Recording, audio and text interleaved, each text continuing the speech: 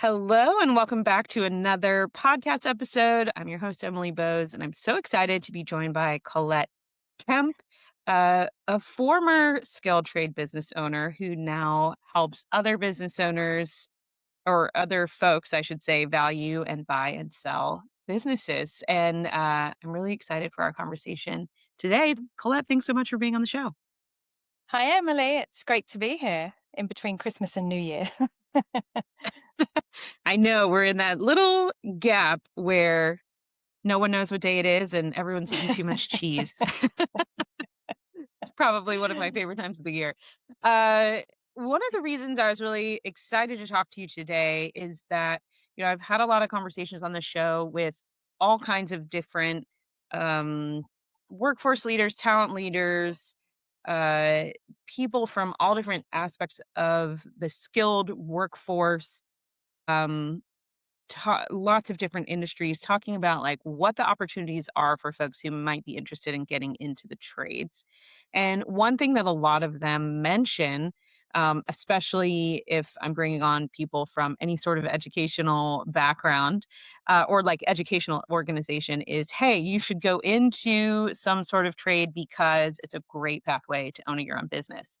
And I also work with a lot of veterans in my day-to-day work, and many, many, many of them want to own their own businesses. And so I thought it would be super interesting to have a conversation today around this idea of like, one, how do go into and really run a successful trades business? Like what actually does it take to do that?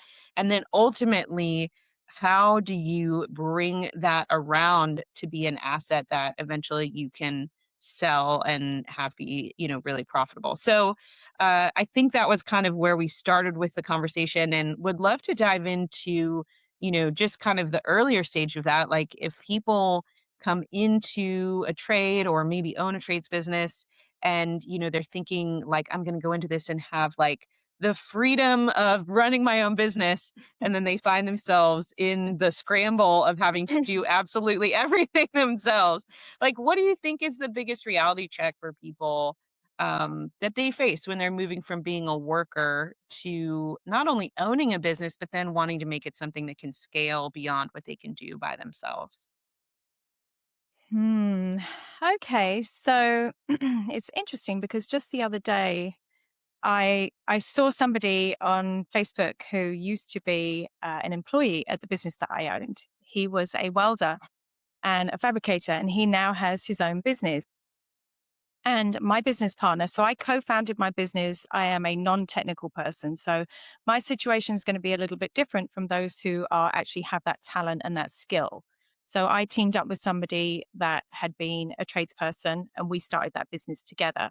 But I saw somebody the other day and he actually now owns his own business and he probably has, maybe he's got about 5 to 10 employees. And I spoke to my former business partner and he said, yeah, his name is Tony. I'll shorten it, but his name's Tony. And he had reached out and said, "Oh, hey, I've got my own business now." And, the one thing that he said, and anybody that has gone from being an employee and started their own business in that field should get this. He said, "I've got my own business now. And oh, I get it." Like, I get it. I get everything that so it's kind of like all those frustrations that you had as an employee, you then understand because then you become the Hmm. owner, the boss, the manager, and, suddenly you put a different hat on, and there are so many things that you don't realize, you just are upset about, when you work somewhere, you realize when you become an owner. And of all of the people through the years that worked with us, several of them have gone on to have their own businesses. I think it's quite a common and natural progression. My business partner started out at Caterpillar as a machinist and went on to have different types of jobs and then eventually have his own very similar type of business in that same field. So I think it's natural. It's a natural progression, and it's it's probably more difficult than people are expecting because the easy part is doing the work. The difficult thing for somebody that's coming from Hmm. the trades is the business aspect of it. Now, my business partner was lucky enough that there were two of us. So he was able to focus on the work, and I was able to learn how to become an operator, a business operator, which I didn't know either at the time. With when you have a partnership, so long as you have, a clear line of who does what, it almost makes it easier, especially when you get ready to grow. So hopefully Mm. that Well, answered your let's dig initial into that a question. little bit more. Yeah. No, I think it was great.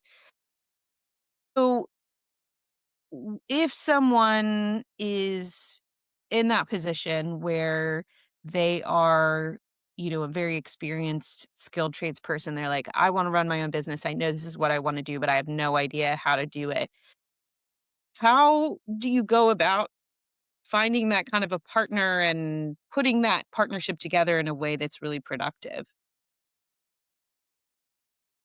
Um, well, I would say that that's less common, right? So over the years, I knew a lot. I knew and I know a lot of other people who own their own businesses.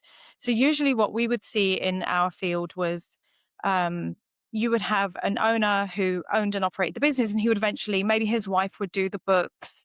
A lot of people would say that to me when we first started out. They wouldn't realize, and they would come in and say, "Oh, yeah, my wife does my books too." Well, we weren't married, and we were partners. But that's kind of the stereotypical, the wife, or there's a female in there Mm, somewhere, but they're kind of pitching in and helping out. I think that would be more common than what we had. I certainly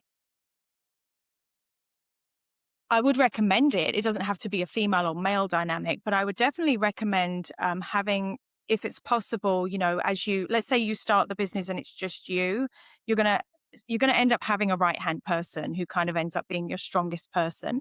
You need to start delegating out some of the operations work, because that's the stuff that gets really overwhelming. I don't know that, hmm, because I was thinking about this ahead of time, Emily.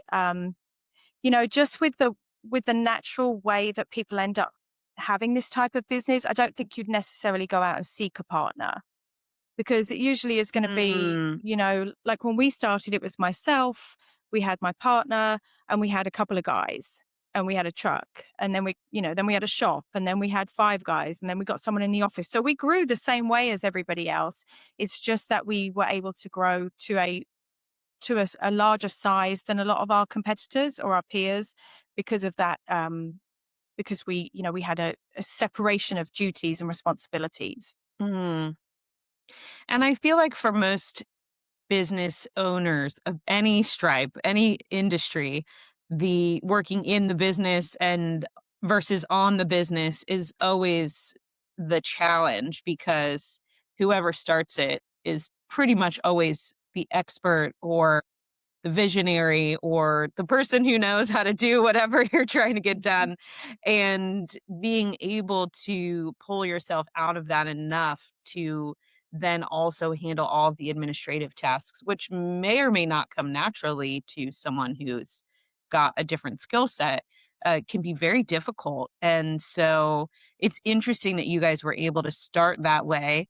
Can you give a little bit of insight into how you guys decided to sort of divide up those tasks or delegate out those tasks? Because obviously you didn't have the trade skill set. So you're not going to be the one going out in the truck to fix things. That was never going to be an option. So how did you come up with those separation of powers or even the decision making capabilities or that type of thing? Because I feel like that could be relevant even if someone is working with their spouse or is developing some or their Mhm. kid or whoever else. Not that that would be the same as having a business partner necessarily, but it could be depending on that person's skill set.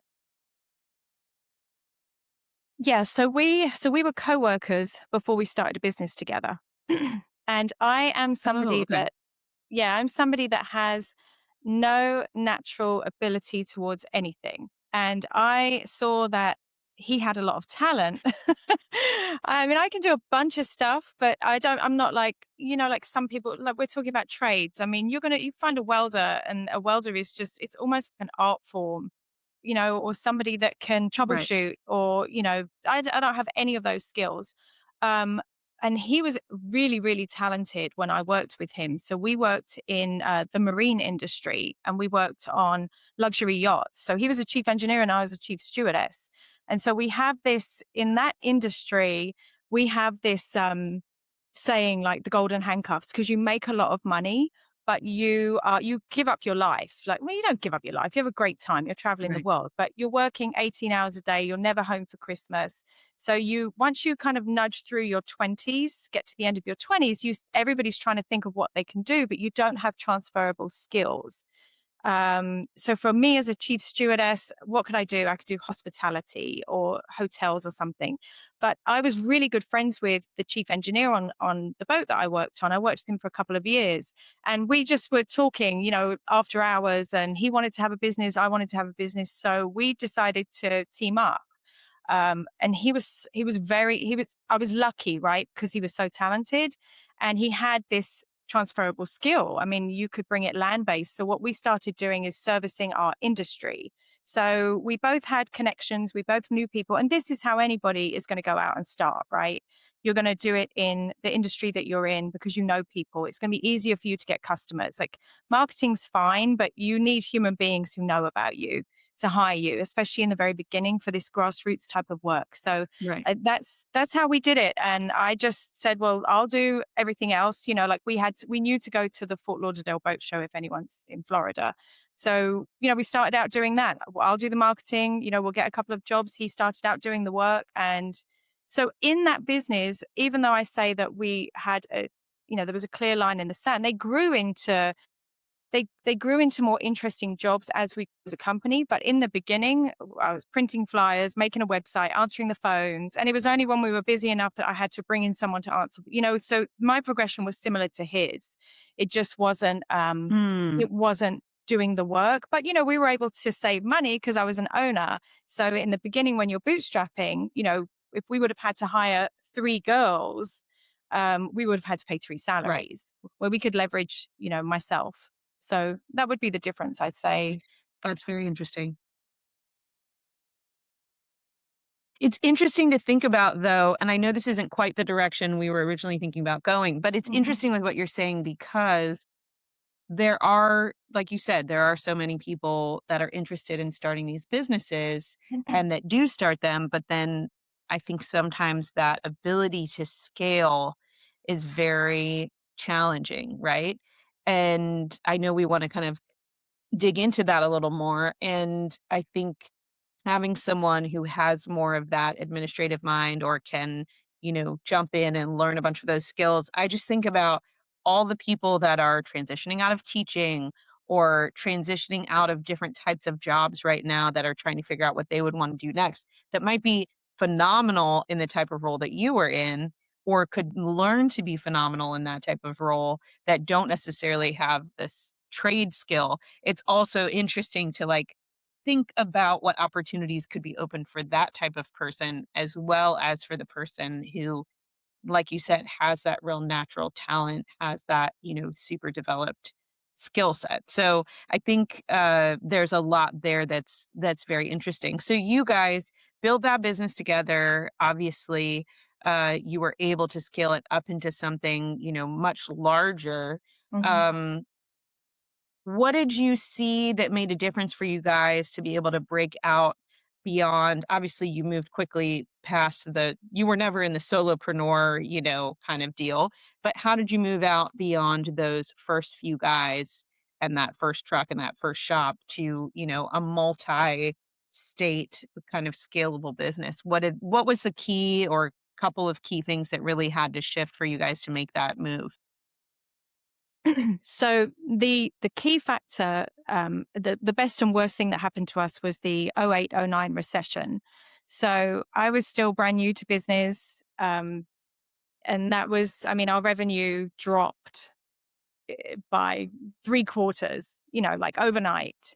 And we were servicing the yacht market, and we had this delusion that, well, we'll just be recession proof because we fix the boats of wealthy people. So, we'll be fine. And then all the owners, the crisis was, everybody remembers, right? If you were in business, you were, you were crying.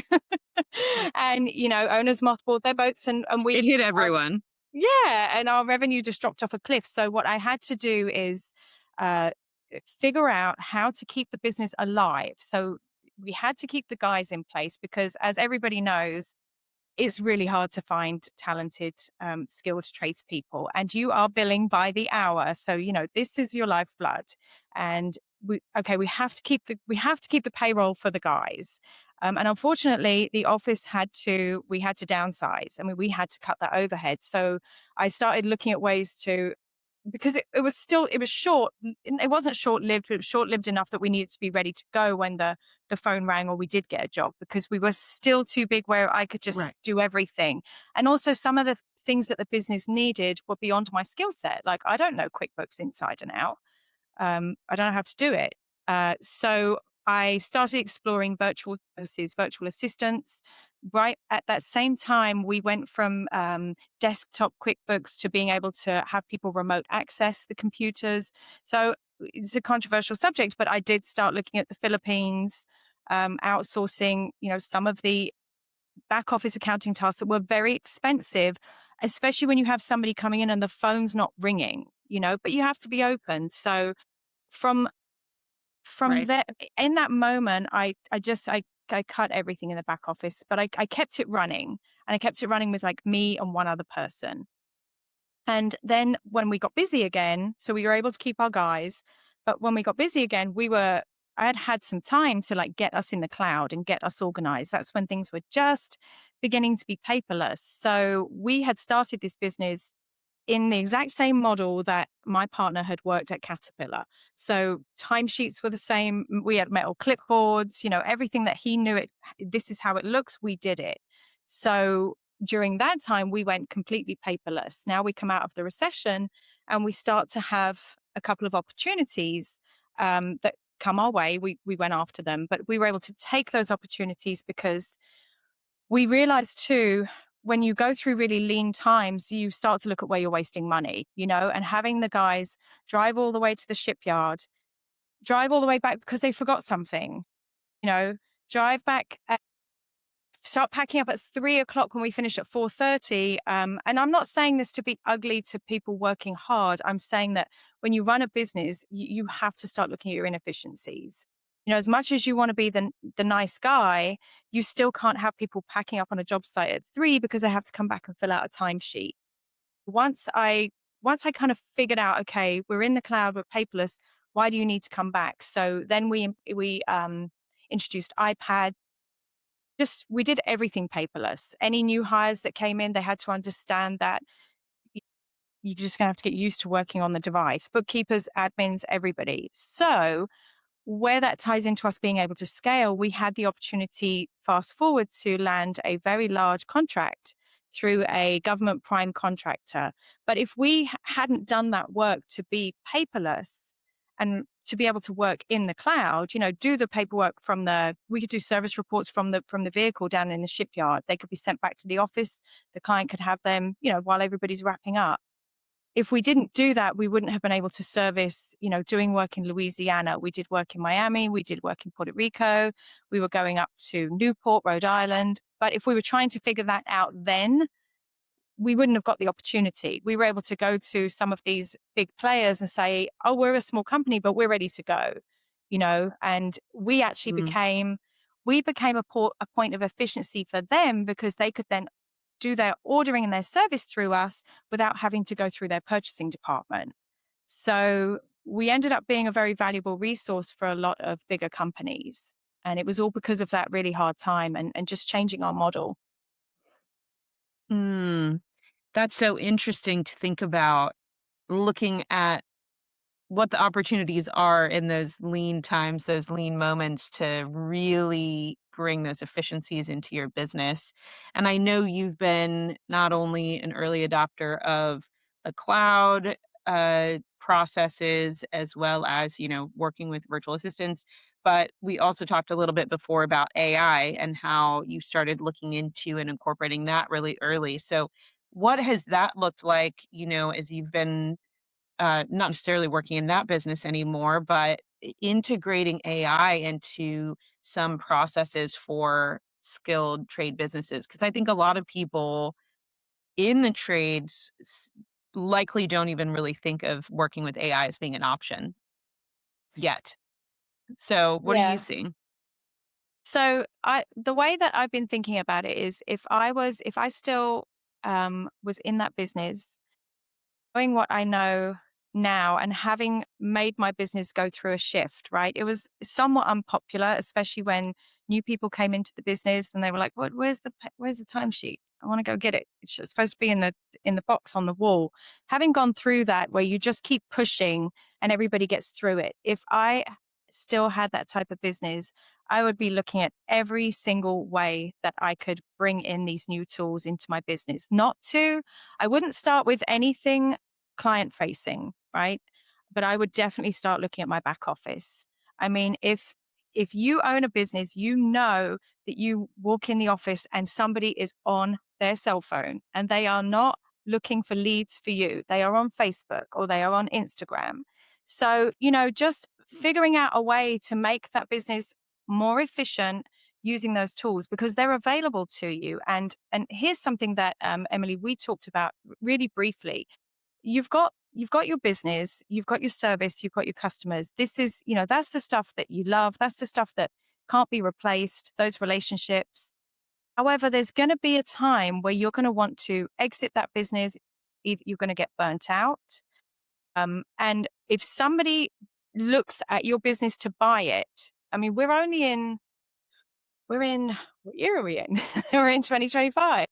All this AI stuff 2020, almost 26. 6, almost 26, and all this AI stuff only came out in 2022, you know, the way it is now, and it's rapidly, so many things are becoming available. If somebody looks to buy your business, if you don't have this foundation in place where you've got it's just the same as systems and processes, right? And automations. They'll look at your business as either not necessarily very attractive, or they'll say, "Oh, this is great. I can take this business, put these efficiencies in place and knock the price down a little bit. And I can actually have, a more efficient, profitable business after I close." And those are the conversations I think that business owners aren't privy to. In the consulting world that I'm in, I speak to lots of buyers of businesses. And what we end up being very proud of in our blue collar businesses is not necessarily looked upon favorably for the next generation of people coming up that would Mm. want to buy that business. And that's not me trying to give you a negative opinion. It's kind of the word on the street. It's what people say. Mm. That's so interesting. Can you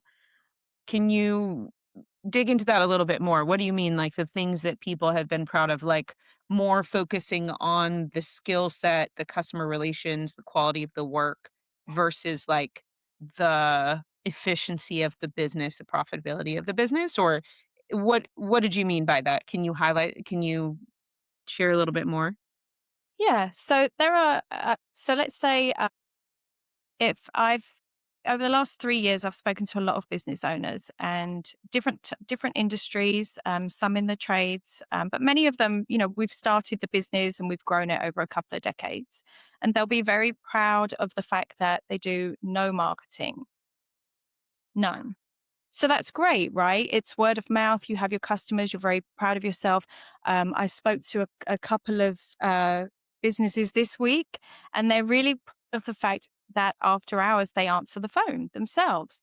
And I actually had called one of those businesses to speak to somebody there, and we could just like we could polish isn't the right word, but we could kind of put things in place that it's okay. You're not giving up that personal touch because you put some automations in place or because you do some marketing or I know that there's so much pride. I remember when I first started my business with my partner, he would say I all the time and my guys. And then after a while we grew to a certain size and I was like, "Hey, do you think you could say like we?" Because they could hear him, you know? They are Right. your guys, he cared about them. He didn't mean it in a way, but, at some point you become a we and you become a team, and I know it sounds a bit corporate-ish, but that's kind of what I mean. Like, there are certain things that the owner will be so proud of that I think if you sat your employees down privately and said, "Hey, if you were gonna change some things in this business, what would that be? I think, but nobody ever says that to the owner because you started the business and it's your business, so there are many things that you have pride over that you could change, and the business would be okay. And it could even be better if you just kind of like pulled back a little bit and put some new tools in place, some new Mm, things in place. that's very interesting. And it's tough because, like you said, it's not that those are bad things. It's looking at, if you have built a business over the last 30 years,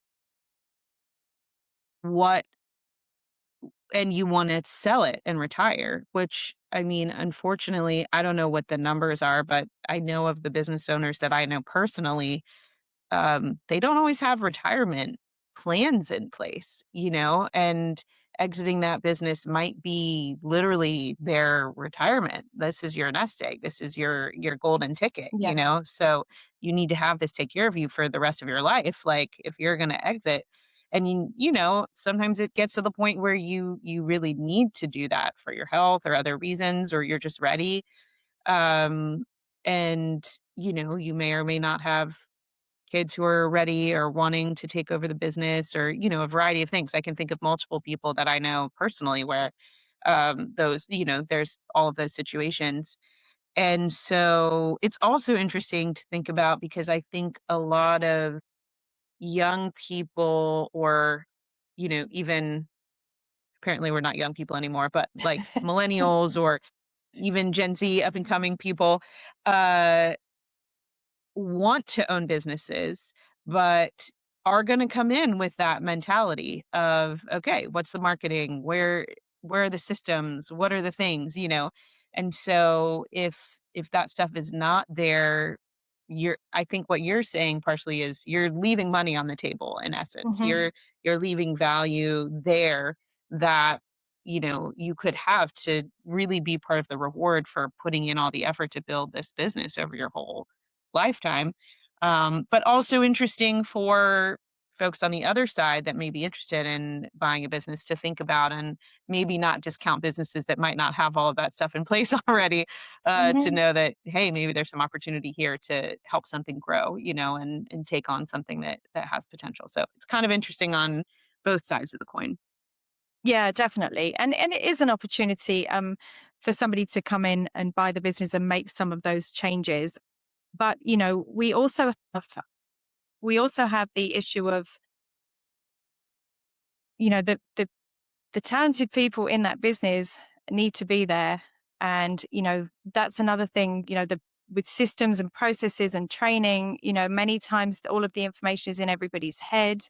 Even if there's a handbook or maybe there's a safety manual, but, what actually happens on day one when the owner leaves that business? Most of us, there was a time where I couldn't have imagined not being, when I was in that type of business, I was there 24/7 all the time, and I couldn't imagine not being there.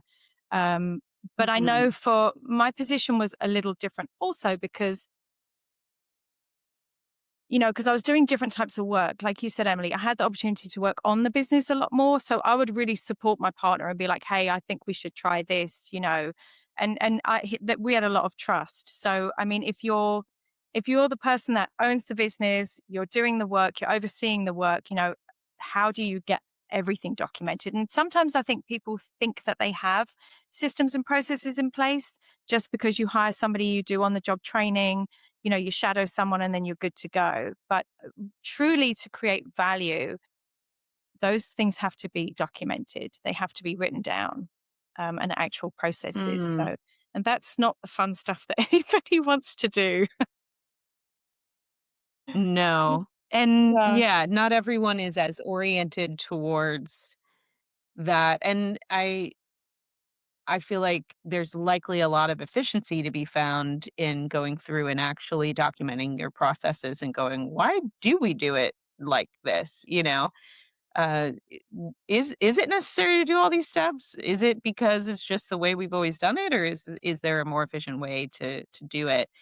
Um, do you think, was there anything in particular you found as you were, specifically looking for those efficiencies and trying to,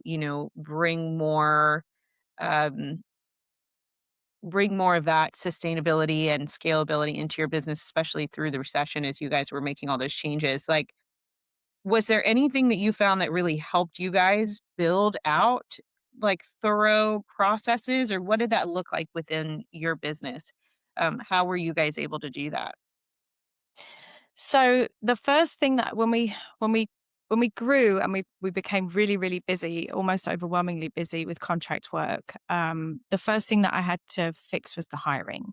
We had to get really strong hiring processes in place. I read a book called The E Myth by Michael Gerber, and Mm, it would resonate with anybody that's got any type of small business because you'll see yourself in there. I read that book, and then they actually have some online courses. I took a couple of those, and they gave me some tips on how to improve my hiring process. So I implemented those. What we did was, so we were in South Florida, and when we got the contract, one of the requirements was we had to immediately bring on 25 people for fulfillment. And if we couldn't find, and they weren't, we only, up until that point, we only hired welders, pipe fitters, fabricators, and outside machinists, marine mechanics. And they wanted us to have a full crews for the ship repair work that we were doing. So we had to have painters and electricians as well, which, we didn't have a need for those. And then it was different types of welders, different certifications and things like that. So I I figured that I knew the local market, the labor pool in the local market. Like we tapped out. We were always running ads. And then they said, well, if you can't, we went out to New Orleans for the meeting before we were going to be given the contract. And they said, well, if you can't find these 25 people, you can't have the work. You just can't have the contract. So my partner was like, you're gonna find the people. Like, that's it. And so I'm like, yeah, no problem. So when we got back to South Florida, I was like, well, where am I going to find him? He's like, that's your problem. That's your department. Um, so what I did was decided that we would start recruiting nationally. In the I am answering your question in a long-winded way. So the first process I had to fix was the hiring process. So we ran ads nationally.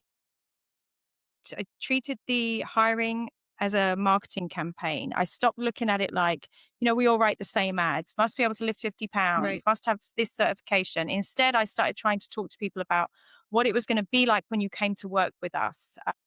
Because we were able to send them to travel and we were doing per diem. So it was quite attractive in that they would come, they would get picked up, we would shuttle everybody down to a hotel and they would just work for 2 weeks straight. So it was good for a lot of people who wanted to do some traveling. And so instead of doing, because if you think about interview time, right, you schedule a guy to come to the shop and maybe you have 3, 4 guys scheduled and only one shows up. Well, you've just booked out your whole morning. So what I did was Zoom before everybody was using Zoom. And we would have actually kind of group presentations. So they were invited to come. I would just do a presentation, a slide, like 5, 10 slides about the position, tell them about the company, show them some pictures, ask them on the group, if there would be 2 of us on this interview, it would be myself and then an admin with me. And I say, if anybody's interested in continuing on through the process, just raise a hand or put a note in the chat and we'll you on. And then that was 30 minutes. After that, we did 15-minute initial private interviews with them. Those I would do on the phone. And by doing that, on Saturday mornings or Thursday evenings in 2 or 3 hours, I mean, we just quadrupled our hiring ability and we were able to fill those positions. I mean, I wouldn't be telling you the story if we didn't because couldn't have the contract. But so that was the first process that I really had to get down. And Mhm. then from there, you start having 50 people. We had 50 people, we had 50 subcontractors. Subcontractors are not so much of my headache, just in different ways. But the 50 people, what I started to notice was more workplace injuries. I was like, why are we having all these injuries? That affects your insurance. That, of course, you don't want your people getting hurt. The next step was I had to get really serious because my partner was so busy, I would lean on him for like the safety. And so I brought in a safety consultant to help us put safety processes in place, formal safety training. I just took charge of that and, did that with him. So we then went, from having a few injuries to like zero, and did all the proper, but like by the book, PPE that we needed, all the training we needed. And that would be stuff like that is frustrating for the field team because you do have to pull everybody for half a day, several times a year to do that. But, you know, I noticed that it made everybody take more pride in what they were doing, and it just made us more professional. And then the Mhm. other thing that I did for another area that I was really weak on was human resources. So we had a human resources consultant come in and set us up properly. Because the other thing I wanted to make sure that we were doing is everything legally, like, over time, just how requests are being processed. It's completely different. Because when your team is not coming back and you don't see them every day, it's very important that, they're being checked on when they're in the hotels, that everything is good. And sometimes when you're busy, you tend to have a short tolerance for it. People were constantly asking for more money and, I don't know. And so we actually got processes in place to stop myself and my partner getting frustrated because that's not fair, but it Mhm. happens. So, and then from there, we brought in an HR generalist and we had the outside consultant train them. So the upside of that too is that a lot of people got a lot of career development through the process. And it goes for you know, our field staff too, because they were the people that we depended on, and they were working really hard. Florida's horrible in the summer. Miami's horrible in the summer. Puerto Rico's horrible, and they're out welding. And so these things also put checks and balances for us when we brought in outside consultants to make sure that we were doing everything properly by them. Because that's something I think a lot of business owners can miss. Just because you're thinking about payroll, and other things. Right. And what a good insight to take a look at obviously the critical things, right? Like you're having to hire a huge amount of people. You need to figure out how to make sure you're hiring well because it's not only about hiring, it's about hiring the right people that have the skill Hmm. set that you need that are not going to leave in the next 3 months, ideally. And then I think I'd be interested to hear your perspective on this, but I do think that putting those other pieces in place that you're talking about, the safety things, the processes, the clear expectations of people, understanding, when their next raise possibility is going to be because you have those clear things there on the HR side. All of that stuff matters, especially in keeping people in the job, in that retention piece. And when you're busy and you're fulfilling these contracts where you're required to have people there, that stuff really matters. And, people do care about that and they want to feel cared for, when Hmm. they feel like a valuable asset in your business, they're gonna, I would think, they're gonna respond differently. They're gonna think about you and the work and those things differently. Did you see any impact on, things like retention or, I don't know if you were tracking employee satisfaction or that type of thing, but did you see any difference in your turnover from, putting those changes in place? We did. We had to one. I mean, yes. So one of the tough areas was always salary expectation and annual reviews. We struggled with those. Because it's stressful when somebody knocks on your door and they say, I want to talk about a raise. And, and it's like not that time of year. And so, yes, it was very helpful, especially when we brought in human resources, because they taught me how to depersonalize it, first of all. And also, it taught me how to um, communicate respectfully and not be dismissive. So if somebody's asking for a raise, they taught me to ask, well, okay, have you done any research to see if you're within the range? And so what we did is we actually did the research and we made sure that bringing people in, they weren't just like, so that if you had this amount of experience and you were starting, you weren't just coming in at like the same as a guy that's been doing this for 10 years, that has been with us for 3 years. So yes, that definitely helped with retention. And we were adamant about promoting from within first. As soon as we could, because a lot of times, we even with a team of that size, you still know everybody. You're still working alongside them. So as soon as we could see somebody shining in a certain area, we would make an effort to, you know, push them and make sure that they were stepping up. So, for example, we had one of the girls that started out answering the phones. We pushed her into an engineering position because she had an engineering degree. She just had no self confidence, and she applied for a receptionist job, which I scooped her up. And then, we just worked with her to get her into, she was in office engineering position. But so we did that with a lot of people because you could spot talent. But the good thing Mm, about putting those systems in place is that we were mindful as well, not to just show, we were more professional. Like, instead of just having a favorite person, we were really looking at people's skills and, how they were performing as well, because that was important. Somebody can be really nice all day long, but if they can't come on time, like, that's a problem. And sometimes when you're smaller, or maybe you just right. don't have processes, you overlook things that, you can't, because you're going to have some superstars in there, and they're going to want to see that everybody's being held accountable. So, that's a lot of those guardrails were in place, and it made us all better. And yeah, I think it did help us with retention.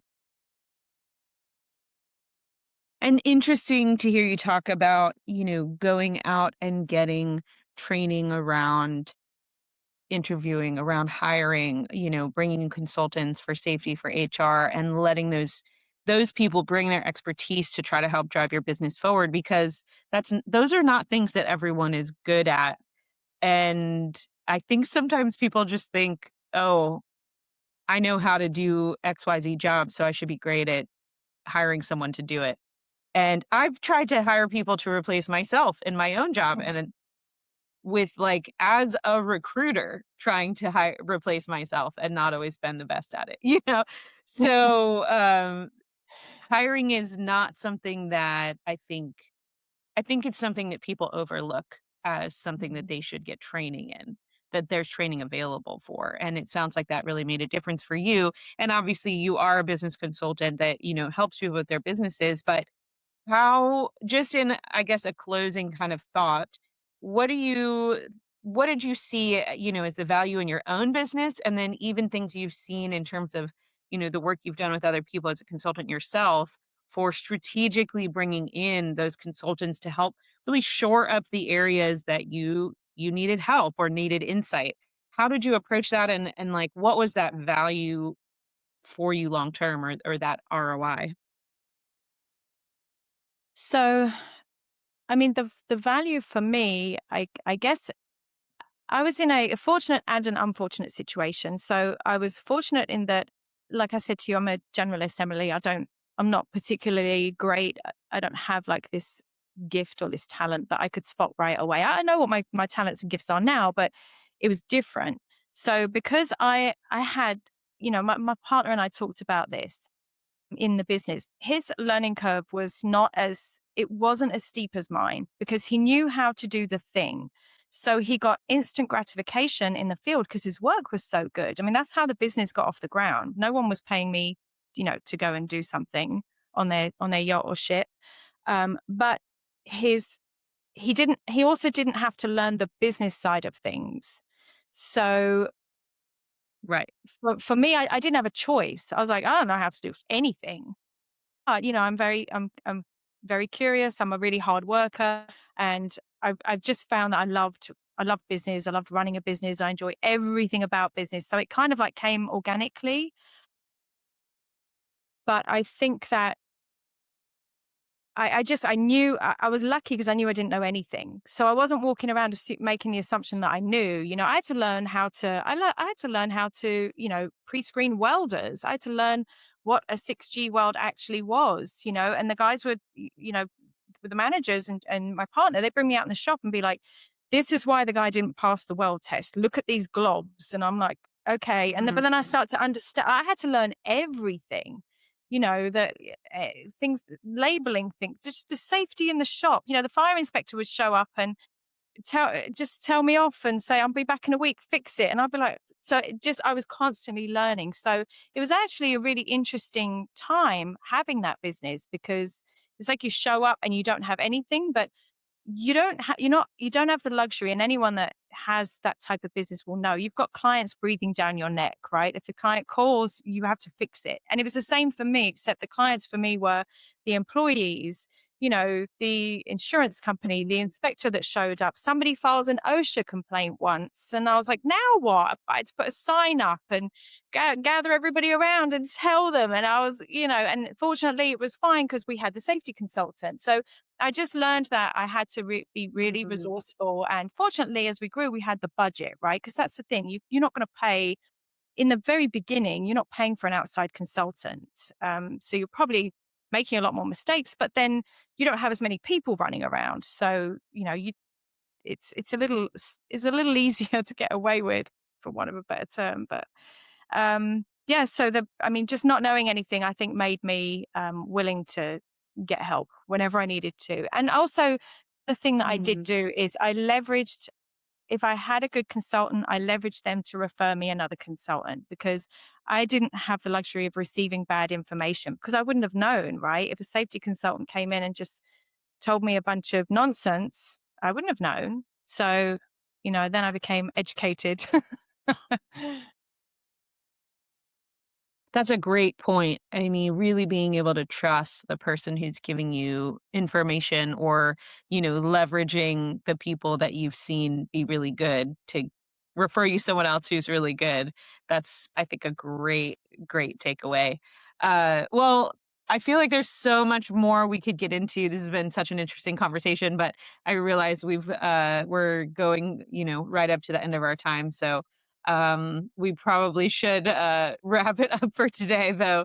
I feel like I have more questions and thoughts. If someone is interested in, potentially working with you, or looking at buying or selling a business in the trades, can they find you here on LinkedIn, or where's the best place for them to connect with you? Yeah, LinkedIn's perfect. I'm really active on LinkedIn, and I'm happy to help in any way, even if it's just a general question, something, you have a trade business and you have a question about something, I'll be happy to help.